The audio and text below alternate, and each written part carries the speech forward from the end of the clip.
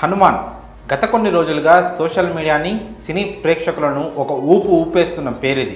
Versatile director Prashanth Varma దర్శకత్వంలో తేజ సజ్జా హీరోగా తెరకెక్కిన మొట్టమొదటి భారతీయ సూపర్ హీరో మూవీగా హనుమాన్ విడుదలైంది.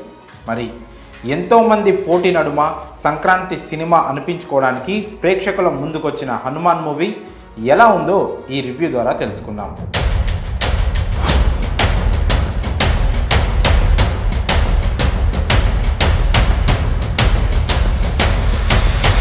ముందుగా కథ విషయానికి వస్తే సముద్ర తీర ప్రాంతంలో ఉండే అంజనాద్రి అనే ఒక చిన్న పల్లెటూరు. ఆ ఊరిలో అల్లరి చిల్లరిగా తిరుగుతూ చిన్న చిన్న దొంగతనాలు చేసే దొంగ హనుమంతు, అతనిని ప్రాణంగా చూసుకునే అక్క అంజమ్మ, హీరో ప్రాణంగా ప్రేమించే అమ్మాయి మీనాక్షి. అత్యంత బలహీనుడైన హనుమంతు మీనాక్షి ప్రాణాలు కాపాడడానికి ప్రయత్నించి ప్రాణాల మీదకి తెచ్చుకుంటాడు. ఆ ప్రమాదంలోనే హనుమంతుకి ఆ హనుమాన్ శక్తులు సిద్ధిస్తాయి. చిన్ననాటి నుండి సూపర్ హీరో అవ్వాలని తహతహలాడే మైఖేల్ ఈ విషయం తెలుసుకొని అంజనాద్రి గ్రామంలోకి ఎంటర్ అవుతాడు. అసలు హనుమంతుకి ఆ ప్రమాదంలో హనుమాన్ శక్తులు ఎలా వచ్చాయి, అతని వెనుక ఉండి నడిపించిన శక్తి ఏంటి, ఆ సూపర్ హీరో పవర్స్ కోసం ప్రయత్నించిన మైఖేల్ ఏమయ్యాడు, అసలు శ్రీరామచంద్రమూర్తికి ఆ హనుమంతుడిచ్చిన మాట ఏమిటి అన్నదే మిగిలిన కథ.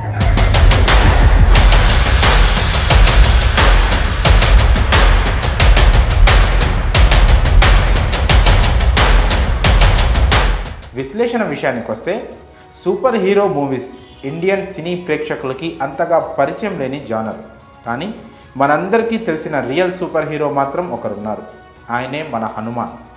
ఆ అంజనీ సుతుడి బలం గురించి, శక్తి గురించి, ఆయన ధైర్యం గురించి, ఆయన సాధించిన విజయాల గురించి వింటూ పెరిగిన వాళ్ళం మనమందరం. అలాంటి ఓ మహాబలశాలి ఆరా చుట్టూ సూపర్ హీరో కాన్సెప్ట్ కథ అల్లుకోవడంతోనే ప్రశాంత్ వర్మ సగం సక్సెస్ అయిపోయాడు. నిజానికి మనం ఇప్పటి వరకు మార్వెల్ యూనివర్స్లో చూస్తూ వచ్చిన spider man, iron man, ant man, Hulk వీరంతా కూడా మన హనుమాన్లోని ఒక్కో సూపర్ పవర్ని మాత్రమే కలిగి ఉంటారు. అలాంటిది ఏకంగా ఆ హనుమానే సూపర్ హీరోగా కదిలొస్తే అనే ఆలోచన ప్రేక్షకులకి కిక్కివ్వక ఇంకేమిస్తుంది. హనుమాన్ మూవీ ఆశాంతం ఈ మ్యాజిక్ సూపర్గా వర్కౌట్ అయింది. దర్శకుడు హనుమాన్ సినిమా కోసం ఏ విధంగా అయితే భారీ తారాగణాన్ని ఎంచుకోలేదో ఆ కథ బ్యాక్డ్రాప్ విషయంలో కూడా అంతే సింపుల్గా వెళ్ళిపోయాడు. టైటిల్స్ కార్డ్ సమయంలోనే మూవీ సోలో పాయింట్ పాట రూపంలో చెప్పేయడంతో హీరో క్యారెక్టర్ని, అంజనాద్రి ఊరి పరిస్థితులను ఎస్టాబ్లిష్ చేయడానికి తీసుకున్న సమయం అంతగా ల్యాగ్ అనిపించదు. ఇక అక్కడి నుంచి ఆలస్యం చేయకుండా హీరోకి సూపర్ పవర్స్ వచ్చేలా చూపించడం, దానికి ప్రేక్షకుడు అగ్రి అయ్యేలా బిల్డప్ షాట్స్ పెట్టడం, సరిగ్గా కాన్ఫ్లిక్ట్ పాయింట్తో ఇంటర్వెల్ బ్యాంగ్ ముగించడం, వీటన్నిటికీ తోడు ఒక ఇంట్రెస్టింగ్ లవ్ ట్రాక్తో ఫస్ట్ హాఫ్ అంతా ఆకట్టుకునేలా సాగింది. సూపర్ హీరో మూవీస్లో ఓ బేసిక్ రూల్ ఉంటుంది. హీరోకి పవర్స్ వచ్చే వరకు ఎంతో సహనంతో కథతో ట్రావెల్ అయ్యే ఆడియన్ ఒక్కసారి ఆ ఫేజ్ దాటాక ఖచ్చితంగా ఎక్స్ట్రీమ్ ఎలిమెంట్స్ కోరుకుంటాడు. దీన్నే సినీ భాషలో మూడ్ ఆఫ్ ది ఆడిటోరియం అంటారు. తెలుగులో ఒక్క రాజమౌళి మాత్రమే ఈ సూత్రాన్ని ఫాలో అవుతూ స్క్రీన్ ప్లే నడిపిస్తూ ఉంటాడు.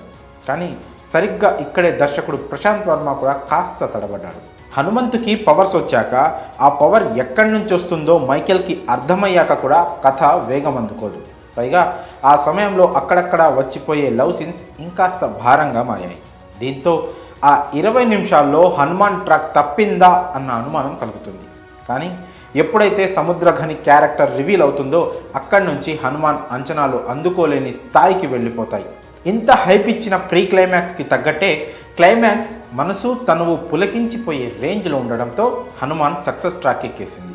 నటీనటుల పనితీరు విషయానికి వస్తే హనుమంతు పాత్రలో తేజ సజ్జా ప్రాణం పెట్టేశాడు. ఇతన్నేనా మనం ఇన్నాళ్ళు చైల్డ్ ఆర్టిస్ట్గా చిన్న హీరోగా చూసింది అని ఆశ్చర్యపోయే రీతిలో తేజ మెప్పించాడు. ఒక్క ముక్కలో చెప్పాలంటే హనుమంతు పాత్రలో పరకాయ ప్రవేశం చేసేశాడు. ఇక అంజమ్మ పాత్రలో వరలక్ష్మి శరత్ కుమార్ మెరుపులు మెరిపించింది. అమృత అయ్యర్ క్యారెక్టర్కి కథతో ప్రమేయం లేకున్నా తనకు దొరికిన స్క్రీన్ స్పేస్ బాగానే వాడుకుంది. ఇక గెటప్ సీను, సత్య, వెన్నెల కిషోర్ వంటి వారు హనుమాన్ మూవీకి బాగా ప్లస్ అయ్యారు. Last but not least Samuthirakani ఆయన స్వామీజీ పాత్రలో కెరియర్ బెస్ట్ ఇచ్చేశాడు.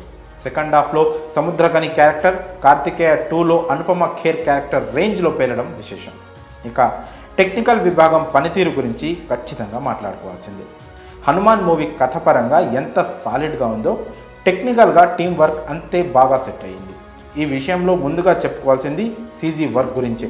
మూవీలో ఎక్కడైతే హనుమాన్ రిఫరెన్స్ ఉందో ఆ షాట్స్ అన్నిట్లో బెస్ట్ సీజీ వర్క్ అనిపించింది. ఇదే హనుమాన్ సక్సెస్కి పెద్ద ఎసెట్ అయ్యింది. ఇక Dasarathi Shivendra camera work unmatchable. గతంలో ప్రశాంత్ వర్మ తెరకెక్కించిన కల్కి మూవీకి ఏనే సినిమాటోగ్రాఫర్. దీంతో ప్రశాంత్ వర్మ విజన్ని అందుకోవడంలో దాశరథి శివేంద్ర సూపర్ సక్సెస్ అయ్యారు.